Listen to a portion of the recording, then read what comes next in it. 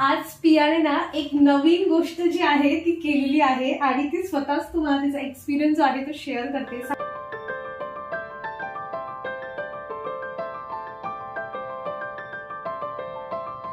आज हम बनाने वाले हैं लच्छा पराठा। देखो इधर क्या बनाया जा रहा है।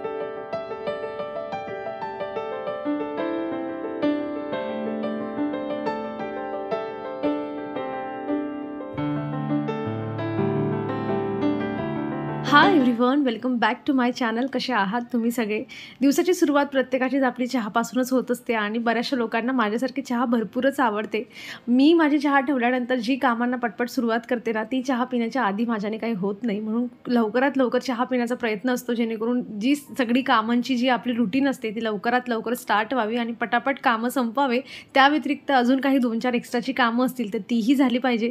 असंच मनामध्ये सकाळी प्रत्येक गृहिणीचा जो असतो तो विचार चाललेला असतो की आज असं काय करू, आज कंटाळा येत असेल तर स्वतःला एनर्जेटिक कसं ठेवू आणि कशी जास्तीची कामं करू किंवा स्वतःला जास्त प्रोडक्टिव्ह कसं ठेवू, असा माझा तरी नेहमीच विचार असतो। मस्त चहा पिली आणि गेल्या व्हिडिओमध्ये तुमच्यासोबत शेअर पण केलं होतं की ही जी बाल्कनी आहे त्यामध्ये बराचसा पसारा करून ठेवला होता आणि त्या दिवशी काय गप्पा करता करता मैत्रिणीसोबत काय मला वेळ मिळाला नाही, तर म्हटलं चला आज याचं मुहूर्त काढू। कारण दुपारून करायचं ठरवलं तर गरम हवा येते, मग काही इच्छा होत नाही, म्हणून म्हटलं सकाळीच इथे बसावं। म्हणून आधी हे जे ग्रीन नेट आहे ही मस्त इथे ओढून घेतली आणि म्हटलं जेवढं काही थोडंफार ऊन येतंय तेही माझ्या अंगावर येणार नाही आणि शांततेत मला हे काम करता येईल। आणि अशा खूप गोष्टी असतात बघा, मी तर म्हणजे असं सांगते तुम्हाला की फ्युचरमध्ये लागेल म्हणून अगदी कागद काय आणि काय असं सगळं जमा करून ठेवलेलं असतं माझं। पण आता म्हटलं बस झालं, कारण घर जितकं जर सुटसुटीत नीटनेटकं ऑर्गनाइज दिसायला पाहिजे असेल ना, तर ज्या गोष्टी आपण उगाच ज्या जमा करतो ना, तर त्या काढून देण्याची जी सवय आहे, मला असं वाटतं ती सगळ्यात चांगली सवय। आणि ही सवय जर आपल्याला लागली की अननेसेसरी ज्या गोष्टी असतात त्या जर आपण टाकून दिल्या तर बऱ्याचशा म्हणजे आपलं नेक्स्ट टाईम जेव्हा क्लिनिंग ऑर्गनायझिंग असं सगळं येतं ना, तेव्हा आपल्याला त्या गोष्टी रिपीट ज्या आहेत ते शोधाव्या लागत नाही किंवा फेकण्याची गरज पडत नाही। त्यामुळे लागणारच नाही कधी तर फेकून द्या। जसं बघा मी तुम्हाला इथे सांगत होती की हे असे जे पार्सलसोबत जे म्हणजे त्यांचे जे हे असतात ना, बिल मिळतात ना, तर हे बिल आहेत आणि हे एका साईडून असे स्टिकी असतात। तर मला ही सवय झाली की मी त्यांना सगळ्यांना जमा करून ठेवते आणि असं त्याला म्हणजे हाताला किंवा बघा तुम्ही जिथे तुम्हाला डेड स्किन अशी वाटते ना, चेहऱ्यावर जरी तुम्ही लावले ना, केस एवढे जास्त त्याच्याने निघत नाही, पण डेड स्किन खूप जास्त निघून जाते, तर मी ते जमा करून ठेवले होते। आणि अशा ज्या छोट्या छोट्या गोष्टी असतात की फ्युचरमध्ये लागतील आणि आपण करू आणि मग ते कामात येतील असं जमा होत राहतं सगळं। तर मी विचार केला की जाऊ दे, म्हटलं 2-4 ठेवते, कारण ते बरेचसे जमा झाले होते आणि खूप म्हणजे खूपच कचरा होऊन जातो। आणि ज्या व्यक्तीला संग्रह असला ना, त्या व्यक्तीचं तर विचारूच नका की घरातल्या सामानापेक्षा ना भंगारच घरामध्ये खूप जास्त असतं। तर मी आता इथे डिसाईड करून थोड्या गोष्टी ज्या आहेत सॉर्टेड करून फेकण्याचा जो आहे तो माझा प्लॅनिंग चालला आहे, जेणेकरून नवीन बाल्कनीमध्ये जास्त कचरा मला ठेवण्याची गरज पडायला नको। तिथलं मी सगळं आवरलं, बराच वेळ लागला मला, कारण एवढ्या पिशव्या जमा करून ठेवल्या त्या पार्सलच्या वगैरे। मला म्हटलं आता राहूच द्यायचं नाही, सगळं टाकून द्यायचं आहे मला हा कचरा नकोच असं। आणि बराच वेळ तिथे घालवला आणि आज जे आहे ना असं ठरलं होतं की मस्त जे आहे कुल्फी बनवायची आहे, तर तुमच्यासोबत ही रेसिपी शेअर करते। पण म्हणजे कुल्फी बनवणं मला असं वाटतं की एकदम सोपी गोष्ट आहे। जर तुम्हाला मावा कुल्फी बनवायची तर दूध आटवायला ठेवा, त्यामध्ये साखर टाका, झाली तुमची मावा कुल्फी। ड्रायफ्रूटची जर तुम्हाला कुल्फी बनवायची आहे तर त्यामध्ये ड्रायफ्रूट टाका, झाली ड्रायफ्रूट, आणि जो काही फ्लेवर द्यायचा असेल तो फ्लेवर ॲड केला की तशा फ्लेवरची कुल्फी बनते। आणि गेल्या वेळी पण मी ट्राय केली होती आणि तुमच्यासोबत शेअर पण केलं होतं, पियाला खूपच आवडली ती, म्हणून तिचं चाललं होतं की मम्मा परत जे आहे तू बनव म्हणून। तर आजच्या दिवशी जरा जास्त दूध आणलं होतं, म्हटलं चला रोजच नेहमीचीच आपली कामं असतात, कधीच निवांत वेळ आपल्याला मिळत नाही आणि असं करता करता उन्हाळाच निघून जायचा आणि एकदाचा पावसाळ्याला सुरुवात झाली, थंडी पडायला लागली की मग ह्या थंड्या गोष्टी काही खाल्ल्या जात नाही, म्हणून म्हटलं चला आजच कुल्फी बनवून घेऊया। तर जवळजवळ म्हणजे 1.5 लिटर दूध होतं, मी ते तेवढं टाकलं, म्हटलं फ्रेश बनवूया नंतर वाटली तरी। आणि ते दूध आता उकळत ठेवलं आहे, तोवर जी बाकीची कामं आहेत माझी ती सगळी आवरून घेतली। मशीन सध्या बंद आहे कारण बेडरूममध्ये ठेवलं आहे, म्हणून हातानेच कपडे वगैरे वॉश करावे लागत आहे, त्यासाठी एक्स्ट्रा टाईम पण माझा जातोय सध्या। चल ते बंद कर। आज पियाने ना एक नवीन गोष्ट जी आहे ती केलेली आहे आणि ती स्वतःच तुम्हाला तिचा एक्सपिरियन्स जो आहे तो शेअर करते। सांग बरं। आज मी माझ्या स्वतःला अंघोळ घातली आहे। म्हणजे पहिले मम्मी बोलत होती की अंघोळ कर मला वाटत होतं की मला जमेल की नाही, तर मग मम्मीने थोडं मला रागवलं, मग ट्राय केलं मी, पण खूप मज्जा आली। मम्माने काय विचारलं तू नेकलेस सोप लावला, तर मी बोलली नाही। मम्मी ते पण केलं, पण सुताने आंघोळ घालणं अजून थोडं फन असतं. हे ना? हा, तुझं एक काम तर आता कमी झालं ना. हो हो माझी बाई, आता रोज आंघोळ करायची. फक्त हेअर वॉश करायचा असला की मम्मी तुझी आंघोळ करून देणार. ठीक आहे? चांगलं घसून आंघोळ करायची मस्त. ठीक आहे? सगळी डस्ट सगळं काही निघलं पाहिजे, एकदम जर्म्स फ्री बॉडी झाली पाहिजे आणि एकदम फ्रेश. ठीक आहे? रोज सकाळी उठली, थोडं खाऊन झालं, दूध पिऊन झालं की 5-10 मिनिटाचा गॅप घ्यायचा आणि आंघोळ करायची. हे ना? चला, दिवसातले जे काही 10 मिनिटं होते पियाच्या आंघोळीसाठी माझे जायचे, ते आता काही जाण्याची गरज नाही, कारण ती स्वतःच आंघोळ करायला लागली. हळूहळू अजून प्रॅक्टिसने चांगली जी आहे ती आंघोळ करायला लागेल. फक्त आठवड्यातून 2 दिवस हेअर वॉश वगैरेच्या वेळेला मी आंघोळ घालेल तिची, आणि चांगलं व्यवस्थित चोळून जे आहे ते आपण मग आंघोळ करून देऊ शकतो. असं तेवढं एक काम कमी झालं आहे माझं. आणि आज जे आहे, जसं मी सांगितलं की कुल्फी बनवायची आहे, तर मी आंब्याचा रस जो होता ना तो इथे बनवून घेतला आहे. आणि पियाचं काय म्हणणं होतं की म्हणजे आंब्याचा जो कुल्फी आहे ना, तिला अशी पाहिजे की तिचं म्हणणं होतं की मला त्या कुल्फीमध्ये ना आंब्याचे असे छोटे छोटे तुकड्यांचे असे म्हणजे बाईट्स असे तोंडात आले पाहिजे, त्यामुळे तो पूर्ण बारीक करू नको. जर मँगो कुल्फी बनवायची असेल ना तर पूर्ण प्रॉपर रस बनवून मग तो मिक्स करायचा असतो. पण तिचं असं म्हणणं होतं, आणि एवढं जास्त क्वांटिटीत मी बनवत पण नाही आहे. म्हटलं चला तशी एक कुल्फी जी आहे आपण बनवूया. थोडे मी वेगळ्या फ्लेवरसाठी जे आहे ड्रायफ्रूट्स पण मस्त बारीक करून घेतले होते. आणि बघा अशी एवढे घट्ट जे आहे ते दूध आटल्यानंतर त्यामध्ये साखर वगैरे मी घातलेली आहे. आणि मग आता मोल्डमध्ये भरून घ्यायचं. मी काय केलं ना, एका याच्यामध्ये मी ड्रायफ्रूटची जी आहे तशी कुल्फी बनवते, आणि एका याच्यामध्ये मँगोचे जे रस होता तो मिक्स करून तशी कुल्फी बनवली. आणि मग थोडं थोडं दोघांमधलं उरलं होतं, त्या दोघांनाही मिक्स केलं आणि मँगो ड्रायफ्रूटची जी आहे ती अशी मिक्स कुल्फी जी आहे ती बनवून घेतली. मोल्ड तर माझ्याकडे 2च होते. आता म्हटलं हे उरलेलं कशामध्ये घालायचं, तर हा असा कप होता. ॲज अ मटका कुल्फी जी आहे ती आमची बनवून तयार होऊन जाईल. आणि मला असं वाटतं की हो, काही गोष्टींना म्हणजे काय होतं की घरी बनवायचं म्हणलं की टाईम द्यावा लागतो, एफर्ट्स घ्यावे लागतात, एनर्जी जी असते ती आपली जात असते महत्त्वाचं म्हणजे. पण त्या होममेड गोष्टी असतात. सो आता आईस्क्रीम तरी ह्या पूर्ण उरलेल्या उन्हाळ्यामध्ये कुल्फी म्हणा, आईस्क्रीम म्हणा, आता ती काही बाहेरून घ्यायची गरज नाही आहे. असे आम्ही खूप जास्त घेत नाही.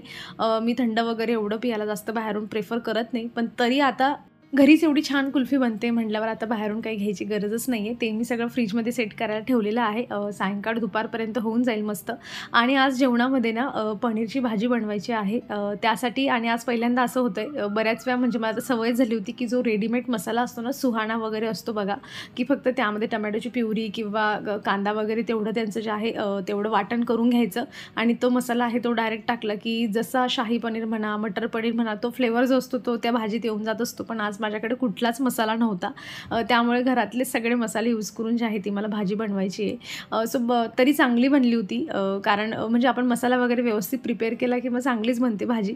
पण तो असा रेडीमेड मसाला असला ना की मग मला असं वाटते की एक आपण वेगवेगळ्या पद्धतीचे फ्लेवर जे आहे ते आपण ट्राय करून घेऊ शकतो, पण काहीतरी घरच्याही पद्धतीने खाल्लं पाहिजे. सो आज तसंच काहीतरी होणार आहे. पनीर मी आधी म्हणजे फक्त एका साईडून जे असतं ना तसं थोडंसं तव्यावर तेल टाकलं मी आणि थोडं तेवढंच फक्त भाजून घेते, जेणेकरून थोडा क्रिस्पीनेस जो आहे तो ॲड होऊन जातो आणि थोडं जास्त सॉफ्ट पण असतं पनीर, त्यामुळे मग त्यातलं एक्स्ट्राचं जे पाणी आहे ते पण निघून जातं आणि थोडंसं जे आहे त्याचा सॉफ्टनेस कमी होऊन जातो. तर मी ते तव्यावर ठेवलं होतं आणि इथे कांदा, टमॅटो, अद्रक, लसूणची सगळी पेस्ट भाजून घेतली आणि त्यामध्ये सगळे सुके मसाले घातले. 2-3 प्रकारचे मसाले होते माझ्याकडे, ते दोघं-तिघंही थोड्या थोड्या क्वांटिटीमध्ये जे आहे ते घातलेले आहेत आणि भाजून झाल्यानंतर हे पनीर होतं हे यामध्ये ॲड केलं आणि खरंच सांगते मी मस्त भाजी बनली होती. काहीतरी वेगळ्या पद्धतीची आहे तशी मस्त भाजी बनलेली होती. मला बऱ्याच वेळा कमेंट येते जेव्हा पण एखादी रेसिपी वगैरे शेअर केली की तुम्ही नॉनव्हेज खात नाही का? तर बघा मी तर म्हणजे अजूनपर्यंत कधीच नॉनव्हेज, अंडे वगैरे काहीच खाल्लेलं नाही आहे. मी प्युअर व्हेजिटेरियन आहे. पियाचे पप्पा लग्नाच्या आधी खायचे, ते म्हणजे असं आवडून नाही, कधी पार्टी असं काही असलं तर मित्र वगैरे त्यांच्यासोबत. पण जसं लग्न झालं तसं मी खात नाही, म्हणून मी त्यांनाही म्हणजे सांगितलं होतं की तुम्हीही खायचं नाही आणि त्यांना एवढं जास्त असं मनापासून आवडत नव्हतं, तर मग त्यांनी लगेचच ते बंदच केलं. तेव्हापासून त्यांनीही खाल्लं नाही. माझ्या माहेरच्यांचं जर सांगायचं म्हटलं तर ते पण म्हणजे कधी माझे पप्पा, मम्मी, मावशी, मामा वगैरे कुणीच खात नाही त्यांच्याकडे. सासरी पण सासू सासरे वगैरे खात नाही, बाकी दुसरे खातात पण माझे सासू सासरे वगैरे खात नाही. सो अशा पद्धतीने जे आहेत आम्ही प्युअर व्हेजिटेरियन आहोत. आज हम बनाने वाले हैं लच्छा पराठा. देखो इधर क्या बनाया जा रहा है, डोनट. तुझा आवाज जाईल का असं वाटतंय? हाँ, तो डोनट बनाया जा रहा है और ये डोनट बहुत ही ज्यादा. तो देखिए गाइस, आज हम बनाने वाले हैं लच्छा पराठा. मम्मी ने पहले बनाई नॉर्मल सी चपाती, फिर उस पे लगाया थोड़ा सा घी, फिर उसको काट लिया, वापस रोल किया और देन उसको डोनट जैसा बनाया. रवि उसको बेल रही है, बेल okay. So lachha paratha is a very nice. You can make at home. मतलब बहुत इजी होता है. उसके लिए बस चपाती का ही बैटर. लेकिन उसमें बहुत ज्यादा कैलोरीज होती है. हाँ, मुझे तो वो पता ही है, बट लच्छा पराठा पनीर के साथ और भी अच्छा लगता है. तो पिया को सिर्फ लच्छा पराठा ही पसंद है. हाँ, तो लच्छा पराठा एक्चुअली पनीर के साथ ही अच्छा लगता है. सो हम आज लच्छा पराठा खाने वाला है. कसं बोलिस. तो आज हम लच्छा पराठा खाने वाले हैं. थोड़ा जोर से बोलो, सबको सुनाई देना चाहिए. इधर आके बोलो. चलो, आज हम खाएंगे लच्छा पराठा. तो आज हम खाने वाला है वैसा वाला. हाँ, वैसा वाला लच्छा पराठा जो बहुत ज्यादा टेस्टी लगता है, घी डालकर, तो बहुत ज्यादा टेस्टी लगता है. आइए दोस्तों, आप भी खाओ, हमारे घर पे आओ. मस्त पनीर बना है दोस्तों. पियाचं इन्व्हिटेशन तुम्हाला मिळालंच असेल की दोस्तो या खायला आमच्या घरी म्हणून. तर मी जो हा लच्छा पराठा आहे ना, नॉर्मल चपातीच्या पिठासारखाच जो आहे तो भिजला होता, म्हणजे पीठ मळलं होतं. त्यामध्ये थोडं जे आहे ना मीठ घातलं होतं आणि नंतर जे तुम्ही प्रोसेस बघितली, जसं मी दाखवलं त्या पद्धतीनेच मी फक्त याला बनवून घेतलं आणि थोडा कमी गॅसवर क्रिस्पी होईपर्यंत छान शेकून घ्यायचा, तूप वगैरे टाकून. मस्त लागतो. आणि दुपार झाल्यानंतर पियाचं खूप चाललं होतं, मम्मा मला कुल्फी खायची आहे. तिला म्हटलं अजून ती सेट झाली नसेल, पण तिला एक्साइटमेंट काही तिच्याने कंट्रोल होत नव्हती. म्हटलं चला एक काढून देऊया. तर मी ही मँगोवाली आम्ही खाल्ली आणि खरंच खूप छान बनली होती. नॉर्मल आपण बासुंदी बनवतो तशी बासुंदी बनवायची आणि फ्रीजमध्ये ठेवायची फक्त. टेस्टी होममेड आईस्क्रीम नाही, kulfi in the world. Tastiest homemadest. गेल्या एका व्हिडिओमध्ये मी तुम्हाला विचारलं होतं की मला काही जास्त ह्याबद्दल अनुभव नाही आहे, तर कुणाकडे जेट प्लांट असेल त्याची कटिंग वगैरे कधी लावायची मला सांगा. तर मला बऱ्याच कमेंट ज्या होत्या त्या रिसीव्ह झाल्या होत्या. तर म्हटलं चला, एवढं मोठं झालं आहे हे, भरपूर ब्रांचेस आहेत त्याला, म्हणजे इतक्या ब्रांचेस आहेत ना. मी जर विचार केला ना तर मी इतक्या सगळ्या कुंड्यांमध्ये याची जी आहे ती कटिंग्स लावू शकते, पण तरीही माझी अजिबात इच्छा होत नव्हती याची एकही ब्रांच जी आहे ती कट करून लावू म्हणून. एवढा विचार करून करून मी कुठून ब्रांचेस ज्या आहेत त्या अशा कट केल्यात आणि म्हटलं चला, एकाचे 2 प्लांट झाले, 2चे 4 झाले तर अतिशय उत्तम होईल. त्यामुळे मनावर दगड ठेवून थोड्या ब्रांचेस ज्या आहेत तिथे कट केल्या मी.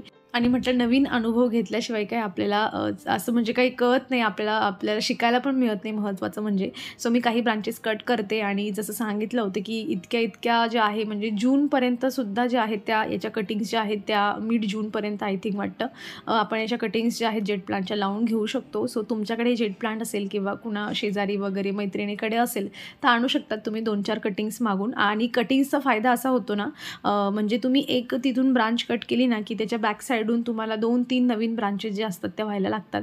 पण तरीही आपला जीव जातोच, चांगलं झाड कशासाठी कट करावं असं म्हणून. पण आपल्याला एकाचे 2 झाडं करायची असतील तर मग ह्या सगळ्या गोष्टी कराव्याच लागतात. सो मी अशा पद्धतीने काही ज्या होत्या त्या ब्रांचेस इथे कट करून घेतलेल्या आहेत आणि 2 छोट्या कुंड्या घेतल्या आहे. म्हटलं ग्रो झाल्यानंतर आपण याला शिफ्ट करून घेऊ शकतो, कारण असंही पावसाळा सुरू झाल्यानंतर मग झाडांची शिफ्टिंग वगैरे करायला काही एवढा प्रॉब्लेम नसतो, तेव्हा थंड हवा असते.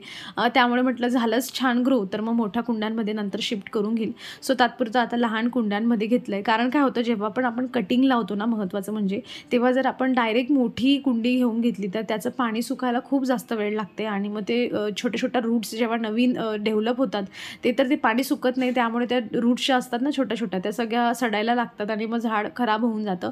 सो कधी पण कटिंग जर लावायची असेल डायरेक्ट मोठ्या कुंडीमध्ये कधीच लावायची नाही, छोट्या कुंडीमध्ये लावायची. आपण नंतर त्याला ट्रान्सफर जे आहे ते करून घेऊ शकतो. मी इथे सॉईल बनवताना ना, म्हणजे माती नॉर्मल जी आपली माती असते तशा मातीमध्ये थोडीशी नर्मदा रेती असते बघा, सँड आपण ज्याला म्हणतो, ती तुम्ही याच्यामध्ये मिक्स करून घ्या. कारण जेवढं मला माहिती आहे की जेट प्लांट जे आहे ना त्याला जास्त वॉटरिंग आवडत नाही, जेवढं कमी पाणी असलं ना ते मस्त सर्वाईव्ह करतं.